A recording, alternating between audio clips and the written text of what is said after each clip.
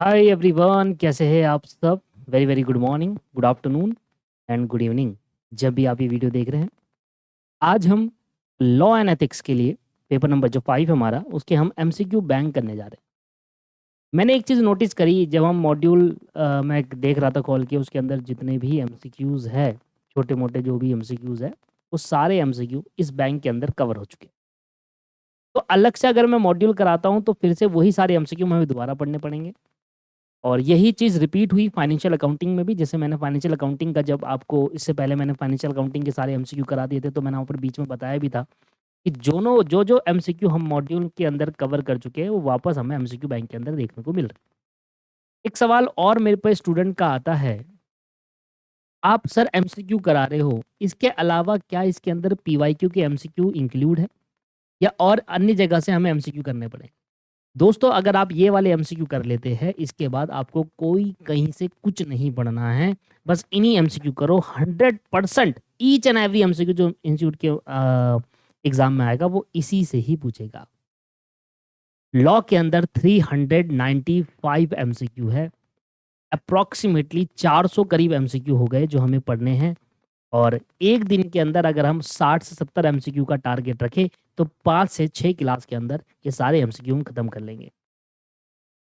सबसे पहला मैं स्टार्ट करूंगा, बिल्कुल डेफिनेटली स्टार्ट करूंगा, पर मैं आपसे एक रिक्वेस्ट करूंगा कि लॉ के एमसीक्यू आप बहुत अच्छे से देखिएगा। ये 30 मार्क्स की वेटेज रखते हैं और 30 के 30 मार्क्स इसी 395 एमसीक्यू में से आने वाले हैं। तो बिल्कुल ध्यान से अच्छे से इसको करना है। ईच एंड एवरी का मैं एक्सप्लेनेशन दूंगा। मान लो आपने एक चैप्टर नहीं पढ़ा हुआ, तब भी मैं उसका एक्सप्लेन करूंगा। अब पहला वाला चैप्टर जो है, मैं हमेशा कहता हूं कि वो इंपॉर्टेंट नहीं है, उसको आप पढ़ोगे भी नहीं तब भी चलेगा, बट पहले चैप्टर से एमसीक्यू आ जाते हैं। कितना आते हैं? 1 या 2 एमसीक्यू आ जाता है। ठीक है। अब पहले चैप्टर के अंदर, इसके अंदर टोटल 28 एमसीक्यू दे रखे हैं, वो 28 के 28 मैं कराऊंगा। और मैं ये मानते हुए कराऊंगा कि आपने कभी वो चैप्टर पढ़ा ही नहीं।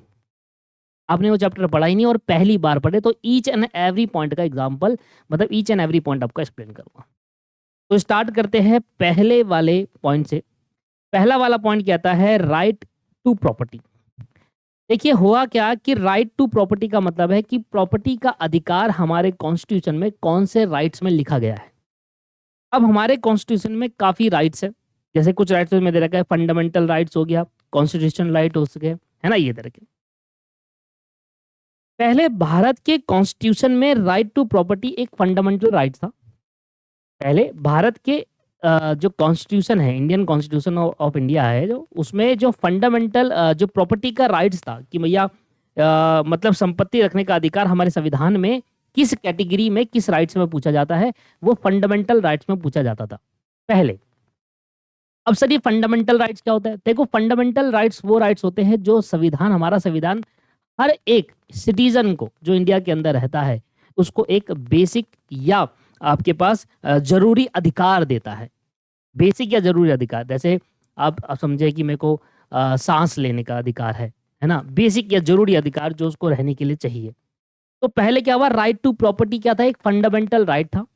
पर 1978 में 44 अमेंडमेंट किया गया और 44 अमेंडमेंट के बाद इस राइट टू प्रॉपर्टी को कॉन्स्टिट्यूशनल राइट्स बना दिया गया।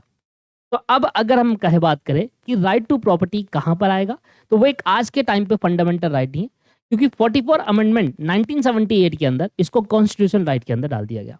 तो इसका आंसर जो है हमारा, वो है कॉन्स्टिट्यूशन राइट्स। समझ में आ रहा है ना? ऐसे ही पढ़ाऊंगा हर एक बात, क्योंकि पहले चैप्टर मुझे पता है बहुत सारे स्टूडेंट नहीं करते और मैं मना भी करता हूँ कि मरो ही मत इसको, पर इसके एमसीक्यू बहुत अच्छे से आपको एक्सप्लेन करने की कोशिश करूंगा। The constitution of India describe India as, Bharat का संविधान भारत को किस तरीके से, इंडिया को किस तरीके से डिस्क्राइब करता है। तो ये हमारा पॉइंट है। इसके अंदर हमें दिया गया आप federal, federation, quasi federal, union stop, union of state and none of the above. देखिए, फेडरेशन जो है, बेसिकली फेडरेशन क्या कहता है, एक मिनट, ये जो कैमरे में दिक्कत आ रही है इसको पहले ठीक कर दूं मैं एक बार। देखिए, फेडरेशन का मतलब होता है अलग अलग जो हमारे स्टेट्स होते हैं उनका एक फेडरल स्ट्रक्चर। जबकि ऐसा कोई वर्ड हमारे इंडियन कॉन्स्टिट्यूशन के अंदर यूज ही नहीं होता, फेडरल, फेडरेशन करके यूज नहीं होता। ये बाहर देश में यूज होता है, फेडरेशन ज़्यादातर आपने सुना भी होगा। अ, और ये जो क्वासी फेडरल है ये एक पॉलिटिकल साइंस को रेफर करता है, और जहाँ पर पॉलिटिकल साइंस से रिलेटेड बातें होती है क्वासी फेडरल के अंदर, जबकि इंडियन कॉन्स्टिट्यूशन के अंदर क्वासी फेडरल वर्ड का भी यूज नहीं किया जाता। बट हम बात करेंगे यूनियन स्टेट्स, तो जो हमारा पहला आर्टिकल है हमारा कॉन्स्टिट्यूशन का, आपको पता है कॉन्स्टिट्यूशन के अंदर आर्टिकल्स होते हैं, है ना। तो कॉन्स्टिट्यूशन के अंदर जो हमारा पहला आर्टिकल है वो हमें ये बताता है कि India that is Bharat shall be a union of state. ये एक बहुत सारे स्टेट से जुड़कर बना हुआ है, और ये एक सोवरीन है, मतलब बेसिकली स्वतंत्र है, स्वतंत्र देश है। और इसमें ये अपने फैसले खुद ले सकता है, इंडिया अपने डिसीजन खुद ले सकता है, आज़ाद है, मतलब बेसिकली कहने का पर्पज ये है। और यहाँ पर article 1 of the constitution of India ने कहा है कि इंडिया जो है एक, India is a Bharat, India एक भारत है, और India that is Bharat and shall be a union of states. क्या है? यूनियन ऑफ स्टेट्स है। तो कॉन्स्टिट्यूशन के अंदर इंडिया को डिस्क्राइब करा कि इंडिया दैट इज भारत, है ना, of that is Bharat shall be a union of states, states का एक यूनियन है ना। ठीक है, तो इसका आंसर हमारे लिए क्या होगा? इसका आंसर हमारे लिए यूनियन ऑफ स्टेट्स होगा। तीसरा पॉइंट कह रहा है कि कॉन्स्टिट्यूशन इज द, मतलब संविधान को किस तरीके से डिस्क्राइब करा गया। इसने कहा संविधान क्या लॉ ऑफ द लैंड है? लॉ ऑफ द लैंड का मतलब होता है, आप खुद ही बताना, लॉ ऑफ द लैंड का मतलब होता है कि ये एक कॉमन फेस है जो बताता है कि संविधान ही देश का सर्वोपरि कानून है, बेसिकली एक कंप्लीट लॉ है, जो ये हमें बता रहा है लॉ ऑफ द लैंड कि भाई इससे ऊपर कोई कानून नहीं है, यही सबसे बड़ा कानून है, इसी के अंदर सारे के सारे लॉ आते हैं। तो देश को चलाने वाला कानून जो है वो है कॉन्स्टिट्यूशन, जिसको हम लॉ ऑफ द लैंड कहते हैं। जबकि अगर बात करें administrative law of the land, ये एक तरीके का एडमिनिस्ट्रेशन से रिलेटेड होता है, मतलब कि भाई जो हमारा क्या कहते हैं अपने पास जो आईपीएस ऑफिसर होते हैं, आईएएस ऑफिसर होते हैं, उनसे रिलेटेड ये कानून होता है कि किस तरीके से प्रशासन चलेगा, किस तरीके से कानून चलेगा, वो एडमिनिस्ट्रेशन लॉ होते हैं। जबकि कॉन्स्टिट्यूशन को हमेशा याद रखिएगा, कॉन्स्टिट्यूशन एक दी क्या है? Law of the land. इसका मतलब ही यही होता है कि ये कॉन्स्टिट्यूशन जो है वो देश को चलाने वाला कानून है, इसके ऊपर कोई भी लॉ नहीं एप्लीकेबल है। जो भी कानून बनाया जाएगा भारत के अंदर वो कॉन्स्टिट्यूशन के अंदर या कॉन्स्टिट्यूशन के दायरे में बनाया जाएगा। आप कई बार सुनते भी हैं। तो इसका आंसर क्या होगा? लॉ ऑफ द लैंड है, बाकी को इग्नोर कर दो। What is the chief source of legal authority in India? पहला है प्रेसिडेंट ऑफ इंडिया, दूसरा है कॉन्स्टिट्यूशन ऑफ इंडिया, तीसरा है पार्लियामेंट, एंड फोर्थ है नन ऑफ द अबव। भैया chief source of legal authority of India, इसका मतलब क्या है? तो इसका मतलब है कि यानी भारत में सबसे ऊपर का कानूनी पावर का जो सोर्स है वो क्या है। अगर हम बात करें प्रेसिडेंट ऑफ इंडिया, जो प्रेसिडेंट ऑफ इंडिया होते हैं वो एक एग्जीक्यूटिव हेड होते हैं। बेसिकली इनको पावर खुद कॉन्स्टिट्यूशन देता है। कॉन्स्टिट्यूशन के अंदर इनके ऊपर इनकी पावर लिखी गई है कि प्रेसिडेंट की क्या पावर है, ये खुद कानून का सोर्स नहीं है। जबकि अगर हम बात करें कि कॉन्स्टिट्यूशन ऑफ इंडिया अपने आप में एक सोर्स है जो हमें एक पावर देता है, किस चीज़ की पावर देती है? पार्लियामेंट को ये पावर मिलती है, इससे कानून बनाने की पावर मिलती है, प्रेसिडेंट को पावर मिलती है, प्राइम मिनिस्टर को पावर मिलती है, कोर्ट को पावर मिलती है, इनफैक्ट सुप्रीम कोर्ट को भी कॉन्स्टिट्यूशन के तहत ही पावर मिलती है। कॉन्स्टिट्यूशन सबसे ऊपर है, इससे ऊपर कुछ नहीं है, सब इसके नीचे है। इनफैक्ट सुप्रीम कोर्ट भी कॉन्स्टिट्यूशन के अंदर उससे अगेंस्ट जाकर जा ही नहीं सकता। इनफैक्ट सुप्रीम कोर्ट की जो वर्डिक्ट होती है वो लॉ बन जाता है, पर वो भी कॉन्स्टिट्यूशन के दायरे पे ही रह के काम करते हैं। तो लीगल सोर्स अगर मैं कहूंगा वो क्या है? कॉन्स्टिट्यूशन ऑफ इंडिया है, क्योंकि बाकी जो है वो इसके अंडर आते हैं, जैसे president of India and parliament खुद इसके अंदर आता है। पार्लियामेंट में कानून पास होते हैं, बट वो किसके दायरे पे रह के कानून पास करते हैं? कॉन्स्टिट्यूशन, संविधान के दायरे में रह के कानून पास करते हैं। समझ में आया? आगे कहता है which of the following is describe as the soul of constitution. Soul of constitution क्या मतलब हुआ इसका? बेसिकली कहने का पर्पस अगर इसको हिंदी में डिस्क्राइब करा जाए कि कॉन्स्टिट्यूशन की सोल मतलब आत्मा को क्या है, बेसिकली सोल का मतलब यही होता है आत्मा। तो संविधान की क्या आत्मा है, आप सोल ऑफ द कॉन्स्टिट्यूशन को डिस्क्राइब किस तरीके से करोगे? तो पहला आता है जी फंडामेंटल राइट्स। फंडामेंटल राइट्स हमें हर एक सिटीजन के अधिकार को बताता है। ये एक भारत के कॉन्स्टिट्यूशन का सोल नहीं माना जाता, एक तरीके से आत्मा नहीं है, ये जुड़ी हुई, जैसे हमारे अंदर हमारी आत्मा जुड़ी हुई है ना, तो वो हमारे साथ जुड़ रखा है, बिना आत्मा के हम कुछ नहीं हैं। इसी तरीके से कॉन्स्टिट्यूशन के लिए उसका जुड़ा हुआ पार्ट क्या है? फंडामेंटल राइट्स नहीं। फंडामेंटल राइट्स कॉन्स्टिट्यूशन के अंदर का पार्ट है, जो वो ये बताता है कि भाई क्या अधिकार है एक सिटीजन के। ठीक है जी। फंडामेंटल ड्यूटीज क्या होती है, ये हमें बताता है कि एक सिटीजन का क्या कर्तव्य है। कर्तव्य क्या है एक सिटीजन का? फंडामेंटल ड्यूटीज बताता है। यार रास्ते में कोई मरा हुआ नजर आ रहा है, तो एक फंडामेंटल ड्यूटीज ये कहती है कि उस इंसान को हॉस्पिटल तक पहुंचाए। ये है कर्तव्य, that is called fundamental duties, not rights, it is duties. ठीक है। तीसरा आता है descriptive principle of state policy. ये डीपीएसपी कहा जाता है इसको प्यार से, और ये हमें बताते हैं स्टेट के गोल्स, स्टेट के क्या गोल्स होने चाहिए। इन्हें भी कॉन्स्टिट्यूशन के सोल नहीं कहा जाता, सिर्फ स्टेट से रिलेटेड काम करते हैं, स्टेट्स के क्या उद्देश्य है, क्या ऑब्जेक्टिव है, क्या गोल्स है, ये बताता है।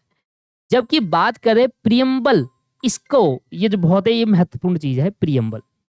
अगला पॉइंट आ जाता है यहाँ पर सर, इसके बाद प्रियम्बल। देखिए प्रियम्बल वर्ड को अगर मैं डिफाइन करूं तो ये बहुत बड़ा हो जाएगा। प्रियम्बल इंडिया का वो सोल ऑफ द कॉन्स्टिट्यूशन है। प्रियम्बल बेसिकली हमें ये बताता है कि एक भारत की जो कॉन्स्टिट्यूशन है उसकी फिलॉसफी क्या है, उनकी वैल्यूज क्या है, और बेसिकली उनके गोल्स क्या है, विजन्स क्या है ना। तो भीमराव अंबेडकर ने प्रियम्बल को सोल ऑफ द कॉन्स्टिट्यूशन का, और प्रियम्बल की अगर मैं लाइन पढ़ूं जो क्या कहते हैं हमारे भारत की कॉन्स्टिट्यूशन में लिखी है, उसने कहा वी द इंडिया ऑफ, मैं इसको फोन से पढ़ूंगा क्योंकि वो बहुत बड़ी लाइन है और याद नहीं करा मैंने कभी इसको।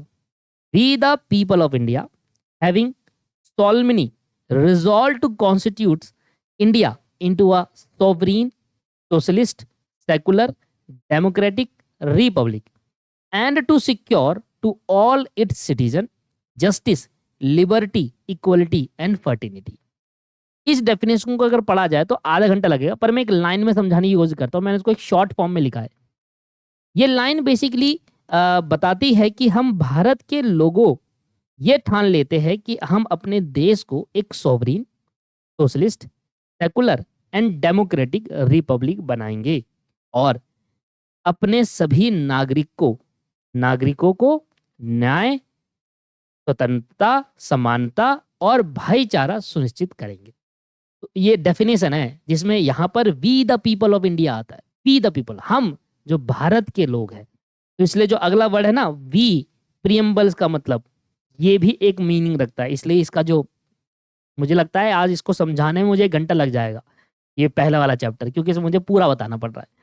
ठीक है जी। तो यहाँ पर हम कहेंगे कि भाई जो प्रियम्बल के अधिकार है वो क्या है, जो सर प्रियम्बल जो होता है वो source of the basically soul of the constitution होता है। और यहाँ पर हम वी ऑफ द पीपल की बात करते हैं। हम भारत के लोग, हम सब भारत के लोग ये सुनिश्चित करते हैं कि हम अपने देश को सोवरीन, सोशलिस्ट, सेकुलर और डेमोक्रेटिक बनाएंगे। एक एक करके मैं इसको समझाता हूँ। जैसे कि सोवरीन का मतलब होता है ऐसा देश जो अपने फैसले खुद लेता है।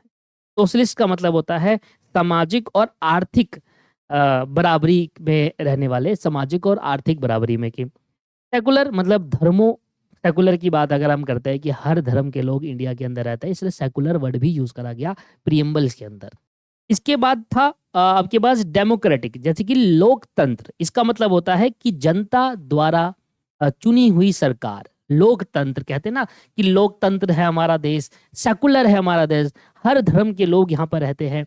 हमारा सोवरीन क्या कहता है कि हम अपने देश के फैसले खुद ले सकते हैं। मतलब पहले नहीं ले सकते, जब देश आज़ाद नहीं हुआ था तब कोई और फैसले लेता था, पर देश आज़ाद होने के बाद सोवरीन बन गया हमारा जो इंडियन। इसके बाद आता है सर रिपब्लिक। रिपब्लिक का बेसिकली मतलब होता है जनता के जो प्रतिनिधियों द्वारा जो अब चलाने वाला देश। बेसिकली कहने का मतलब यह है कि जनता अपने हिसाब से अपने पर्सन को, रिप्रेजेंटेटिव को चुनती है, और वो हमारे जनता के लिए रिप्रेजेंटेटिव बनकर देश को चलाएगा।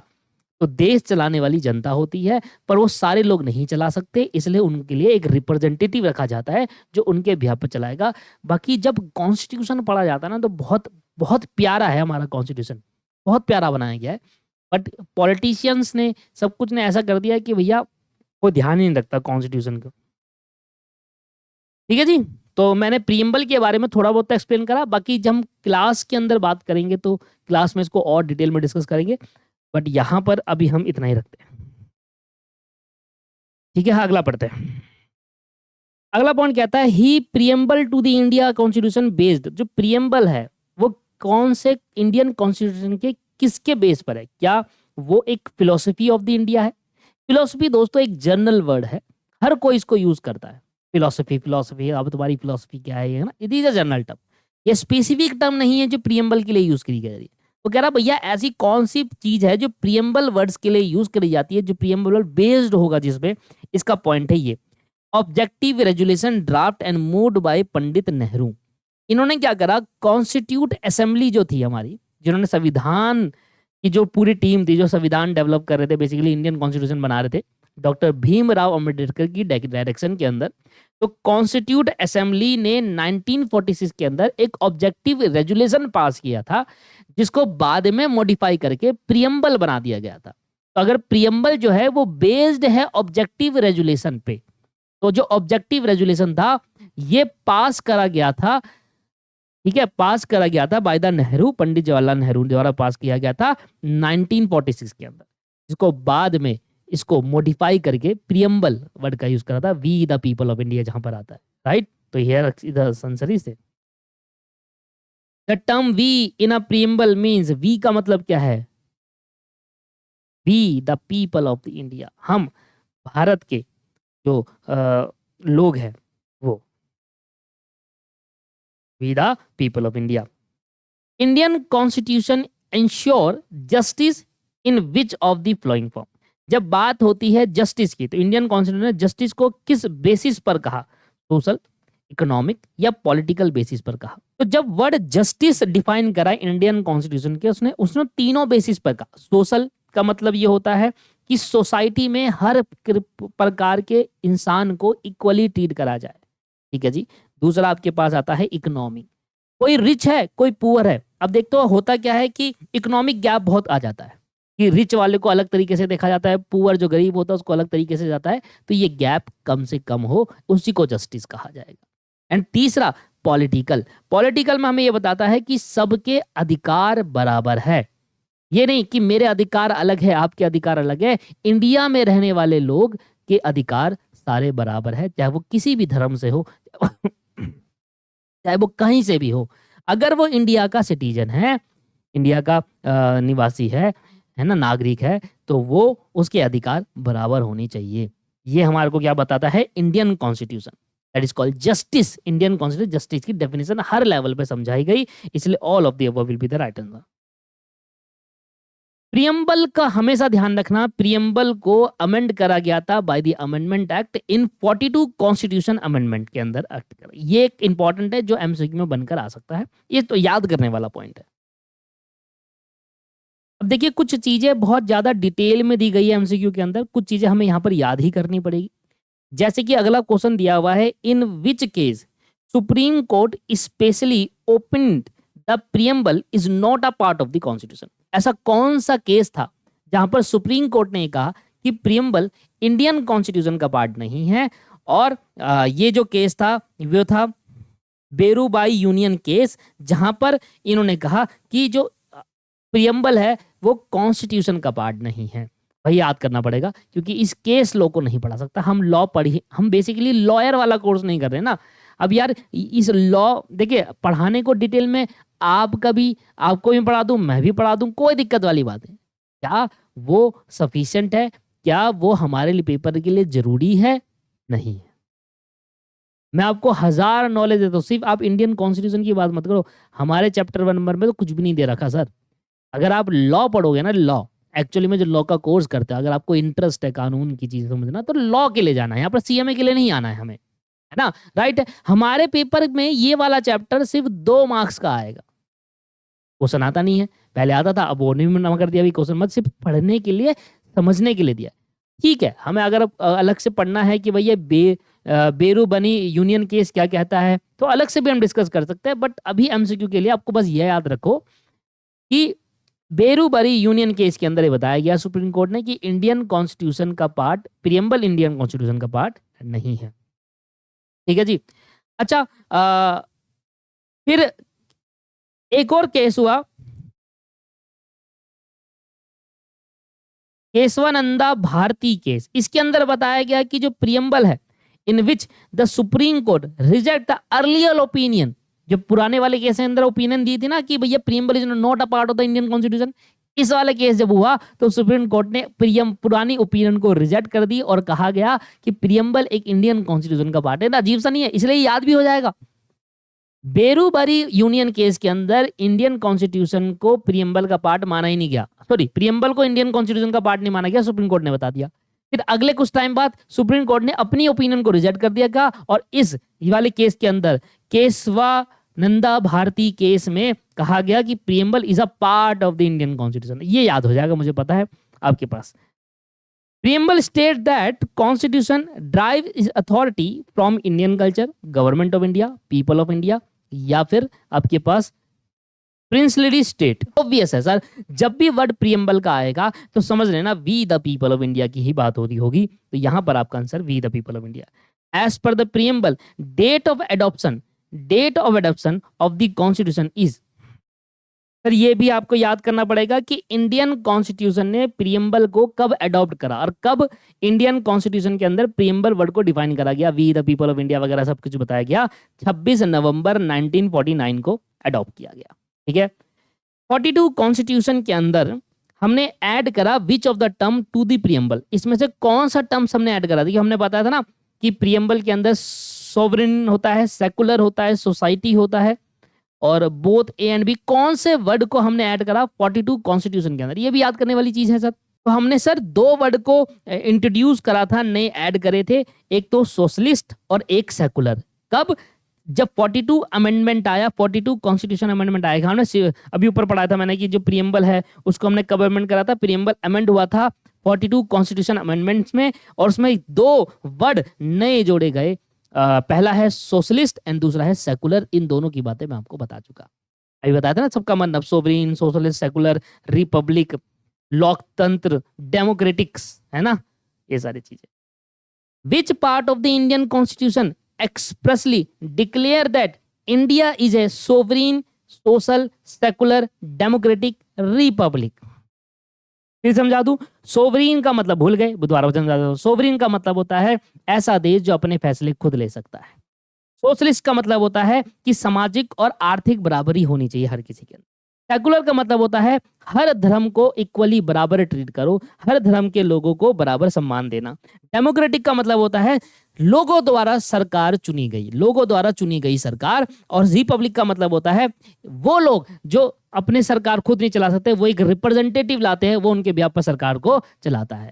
ठीक है जी, रिपब्लिक इसे कहते हैं। प्रियम्बल, ये लो इसका आंसर तो यहीं दे रखा है। ये सारी बातें कहां पर लिखी गई है? प्रियम्बल में लिखी गई है। सोवरीन, सोशलिस्ट, आपके पास secular, democratic and republic, 5 point होते हैं। याद तो मैं डेफिनेशन आपको आधे घंटे में करा दूं, रटवा दूंगा प्रियम्बल की डेफिनेशन, बट यहां पर उसका पॉइंट नहीं है ना। सोवरीन का मतलब क्या है? हम अपने देश खुद चलाते हैं, अपने देश के फैसले खुद लेते हैं। उसके बाद आता है सर आपके पास सोशलिस्ट। सोशलिस्ट का मतलब है आर्थिक या सामाजिक बराबरी होना। इसके बाद आता है सर सेकुलर, हर धर्म को इक्वली ट्रीट करना। डेमोक्रेटिक, लोगों द्वारा चुनी गई सरकार और लोगों द्वारा चुना गया रिप्रेजेंटेटिव जो उनके बिहाफ पर सरकार चलाएगा। रिपब्लिक कहते हैं उसको। ठीक है जी। Economic justice as one of the objective of the Indian constitution has been provided in. वो कह रहा है कि इकोनॉमिक जस्टिस की जब बात जस्टिस की होती है तो सोशल, इकोनॉमिक सभी की बात हो। जैसे हमने ऊपर पढ़ा था ना अभी कि जब बात हम जस्टिस की करते हैं तो यहाँ पर सोशल की बात करते हैं, इकोनॉमिक की भी बात करते हैं और पॉलिटिकल की भी बात करते हैं। इकोनॉमिक मतलब रिच एंड पुअर के अंदर गैप नहीं होना चाहिए, ज्यादा, सॉरी कम गैप होना चाहिए। मतलब ऐसा नहीं कि रिच अमीर होता जा रहा है, गरीब गरीब होता जा रहा है, वैसा हो तो वही रहा है एक्चुअल में।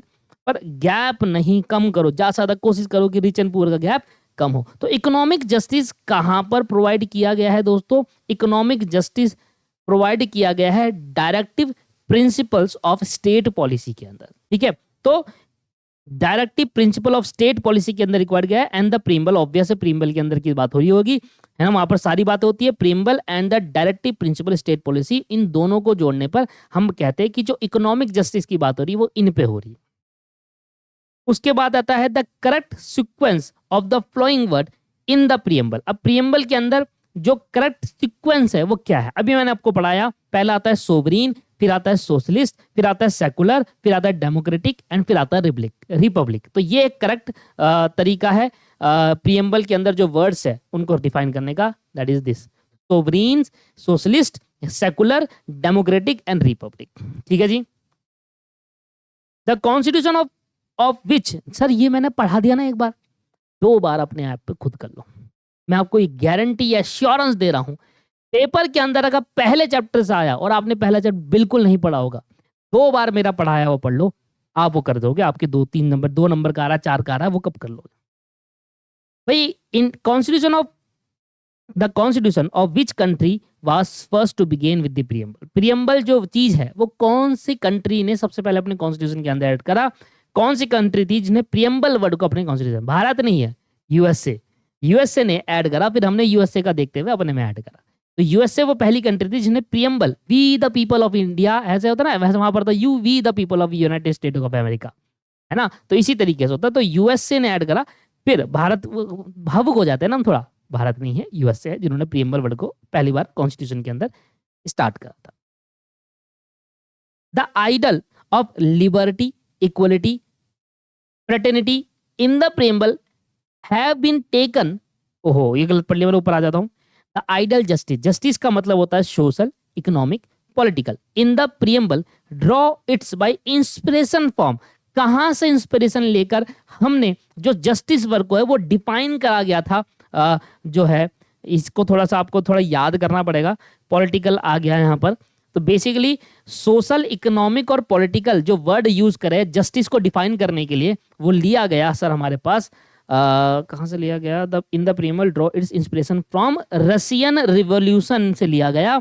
और जो प्रीएम्बल वर्ड के अंदर 3 चीज और आती है बाद में, कौन सी? लिबर्टी, इक्वलिटी, फ्रेटर्निटी, इसको लिया गया फ्रेंच रिवॉल्यूशन से। तो ये थोड़ा सा आपको याद करना पड़ेगा, बिना याद करे होगा नहीं है। जस्टिस वर्ड को डिफाइन करने पर जो सोशल, इकोनॉमिक, पॉलिटिक आते हैं वो हम रशियन रिवॉल्यूशन से लिया गया और फ्रेंच रिवॉल्यूशन से ले गया प्रीएम्बल वर्ड के अंदर लिबर्टी, इक्वलिटी और फ्रेटर्निटी को। ठीक है जी। इसमें से कौन सा सही स्टेटमेंट है प्रीएम्बल को ध्यान में रखते हुए? It is a source of power of, नहीं। सोर्स, इट इज जस्टिसेबल, नहीं।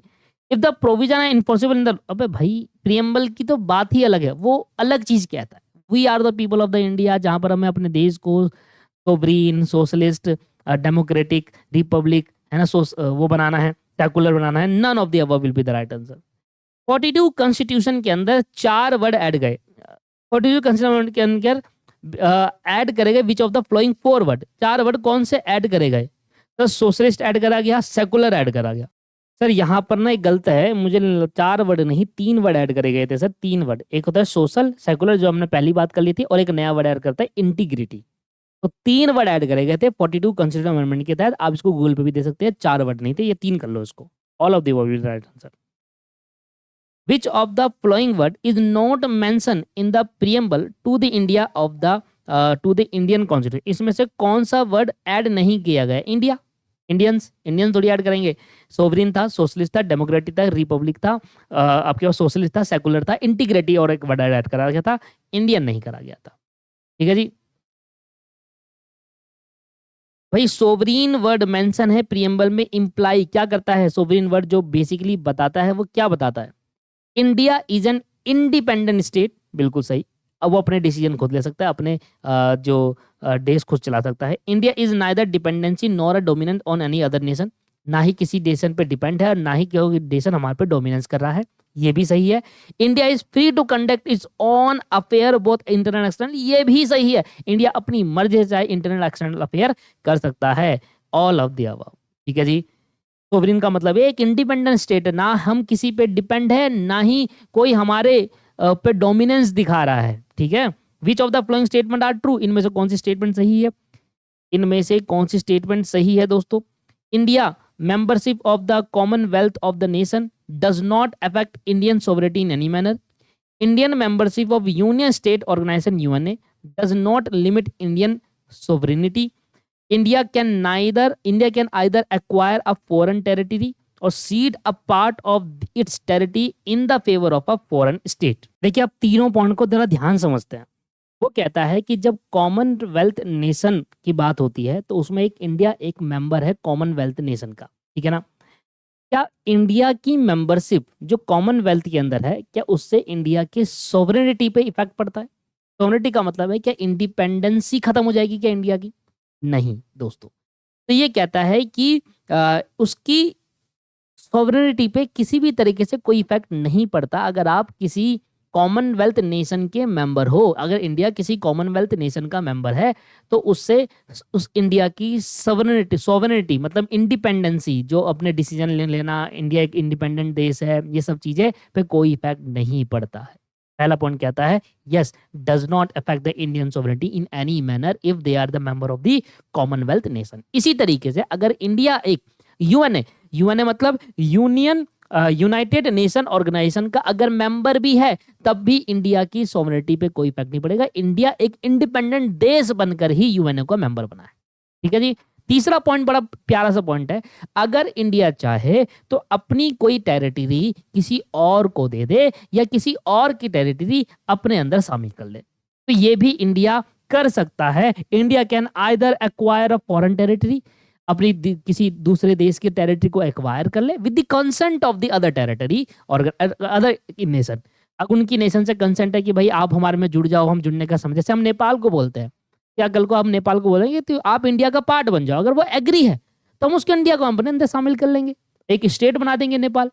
इसी तरीके से हम भूटान पे जाएंगे तो भूटान को बोल देंगे। तो अगर इंडिया चाहे तो अपना कुछ टेरिटरी का पार्ट किसी को दे दे या इंडिया किसी और कंट्री का टेरिटरी का पार्ट अपने ऊपर बना ले इंडिपेंडेंटली, ये भी कर सकता है इंडिया, कोई फर्क नहीं पड़ता, कोई भी कुछ नहीं कह सकता। All of the above will be the right statement.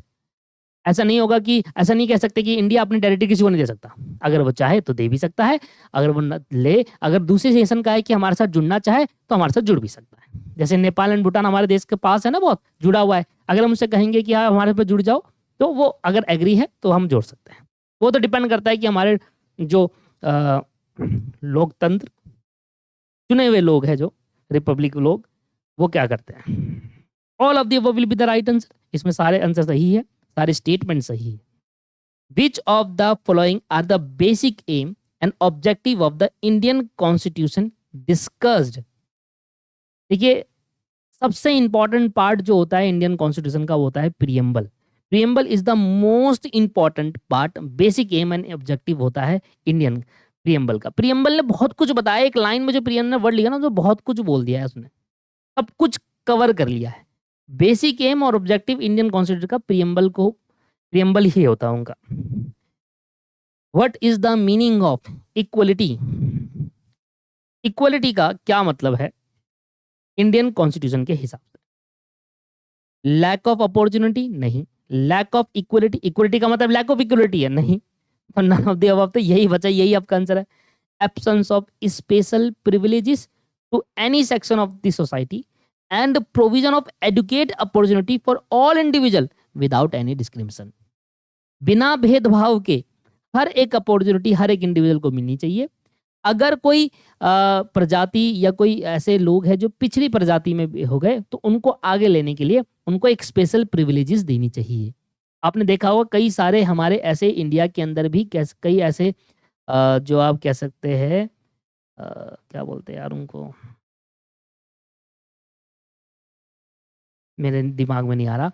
अरे यार, वो पिछड़ी प्रजाति में नहीं रह जाते बहुत ज़्यादा, आप जंगलों में देखते हैं कि अलग तरीके की, अब लाइव होती तो आप बता देते, खैर आप समझ गए होंगे जो मैं कहने की कोशिश कर रहा हूँ। तो वो उनको एक स्पेशल प्रिविलेजेस दो जिससे वो, जैसे मोदी साहब ने एक बार कही थी हक्की मिक्की कम्युनिटी करके बोला था, कम्युनिटी, हाँ कम्युनिटी वर्ड आया वर्ड, हाँ ये वाली जो अलग अलग इंडिया के अंदर बहुत, अब ये स्पेशल प्रिविलेजेस देनी चाहिए इनको, जिनसे वो इक्वलिटी हमारे साथ मिलकर एक साथ खड़े हो पाए।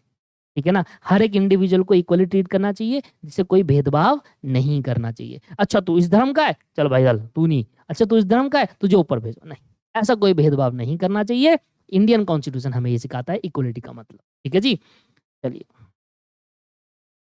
Which of the following term was not included in Union of Trinity by Dr. Bhim Rao Ambedkar in his concluding speech in the Constituent Assembly? कौन सा ऐसा वर्ड है जो इंक्लूड नहीं करा गया है? सबसे पहले क्या हुआ है यहाँ पर समझे, यूनियन ऑफ ट्रिनिटी का मतलब क्या है। यूनियन ऑफ ट्रिनिटी का मतलब होता है आदर्श, ट्रिनिटी बेसिकली आदर्श के वर्ड में, तो आदर्श कैसे है उसकी। तो भैया इसमें से डॉक्टर भीमराव अम्बेडकर ने कॉन्स्टिट्यूट असेंबली के अंदर अपनी एक स्पीच दी थी, उसके अंदर 3 वर्ड का जिक्र उन्होंने करा था। एक होता है लिबर्टी, लिबर्टी का मतलब होता है आज़ादी, हर एक इंसान इंडिया में रहने वाला आज़ाद है, उसको आप वो नहीं कर सकते, जब्त नहीं कर सकते या फिर जेल में बंद नहीं कर सकते, कुछ उसको बंद नहीं कर सकते आप, आज़ाद है वो, अगर उसने कोई गलत काम नहीं किया तो। तीसरा है इक्वलिटी, हर एक इंसान को सम्मान्य समझो, इक्वल ट्रीट करो, ये भीमराव अम्बेडकर ने अपने कॉन्स्टिट्यूट असेंबली के अंदर कंक्लूडिंग स्पीच में ये वर्ड ऐड किया था।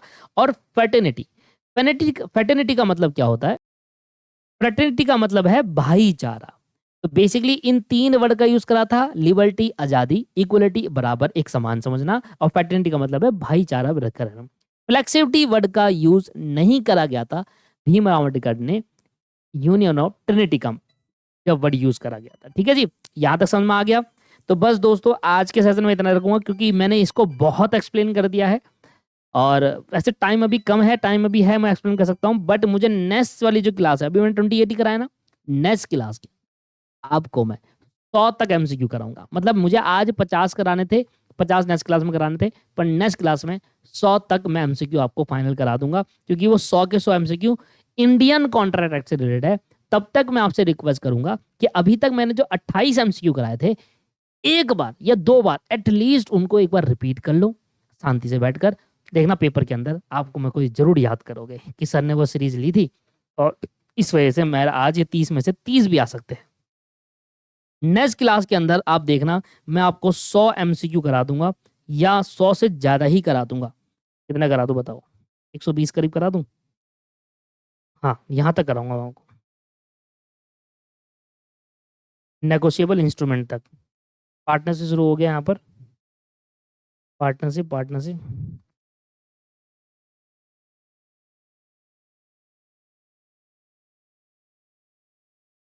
ठीक है, कोई बात नहीं, 115 या फिर 100 या 115 तक करेंगे। देखिए 395 एमसीक्यू मैं आपको समझा देता हूँ। 395 एमसीक्यू है, आज हमने सिर्फ 28 एमसीक्यू करे हैं, 395 माइनस 28 एमसीक्यू करे, 367 एमसीक्यू हमारे पास अब भी बच गए हैं, और हमें 5 क्लास में ही खत्म करना है। तो एक क्लास में लगभग 73 एमसीक्यू हमें करने हैं, एक क्लास में 73। अगर मैं आपको नेक्स्ट क्लास में 100 एमसीक्यू तक करा दूं, लगभग 75 एमसीक्यू का हमें टारगेट रखना है पर क्लास अब, क्योंकि आज की क्लास मैंने छोटी इसलिए रखा हूँ जानबूझकर, क्योंकि मैं चाहता हूँ एक बार पहले चैप्टर के मैंने जो 28 एमसीक्यू कराए उसको 2 बार लिख कर इन द सेंस की उसको क्वेश्चन पढ़ो और उसके आंसर को लिख लो, बस देख के लिख लो, देख के लिख लो पर लिख लो, ऐसे 2 या 3 बार आप कर लो, और ये इंश्योर कर लो कि यार मुझे पहला चैप्टर अब याद हो गए, इसके सारे एमसीक्यू 28 ही तो है, 2 पूछेगा 4 नंबर आ जाएंगे, 1 पूछेगा तो 2 नंबर आ जाएंगे बस। नेक्स्ट क्लास से पूरा कमर्शियल लॉ खत्म करा दूंगा अगर टाइम मिला, नहीं तो फिर 100 एमसीक्यू तक तो पहुंच ही जाऊंगा आराम से, 100 105 115 20 एमसीक्यू करा दूंगा आपको। तो मैंने ये टारगेट ही 6 क्लास का रखा हुआ है, 6 क्लास के अंदर मुझे किसी भी हाल में खत्म कराना है। अब किसी में 100 हो जाए, किसी में 150 हो जाए, वो आपके ऊपर, 6 क्लास के अंदर कर देंगे। 1 क्लास होगी, 5 क्लास और रुको, 5 क्लास में खत्म करा दूंगा सारे एमसीक्यू, 395 की 95, और कुछ नहीं करना। बट आज की क्लास की और क्लास में कभी नहीं कहा मैंने, फाइनेंशियल अकाउंटिंग में कहा कि रिपीट करना, मैंने कहा पकड़ लेना अपने हिसाब से ना। इस वाले चैप्टर के लिए मैं कह रहा हूँ कि जोर देकर कि 2 एमसीक्यू अगर पूछ भी ले तो 4 नंबर फ्री के आ जाएंगे, इन्हीं 28 में से पूछेगा। ठीक है जी, तो मिलते हैं अपनी नेक्स्ट क्लास के अंदर दोस्तों। आज की क्लास को यहीं पर समाप्त करते हैं। ठीक है, नेक्स्ट क्लास में आपको मैं Indian contract, sales of goods act वगैरह सारे करा दूँ। Have a nice day, bye bye, take care, thank you.